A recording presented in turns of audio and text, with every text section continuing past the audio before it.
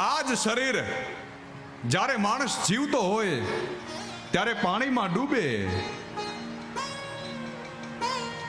પણ જ્યારે આ જ શરીરનું મૃત્યુ થાય, આ શરીરમાંથી એક એવું કોઈ તત્વ નીકળી જાય ત્યારે આ જ શરીર, આ જ વજન છતાં પણ એ જ શરીર મૃત્યુ પછી પાણીમાં તરતું હોય.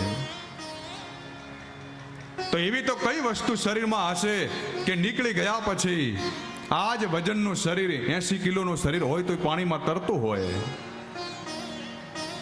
એવું તે કયું અંદર તત્વ બેઠું હશે, એવું તે કયું વજન હશે?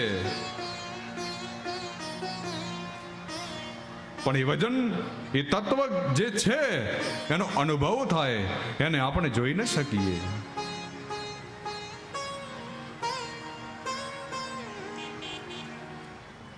અને એટલા માટે શાસ્ત્રો કહે છે કે ભગવાનને માત્ર ભજાય, ભગવાનને માત્ર અનુભવ કરી શકાય, એને પકડવાની કોશિશ ન કરી શકાય.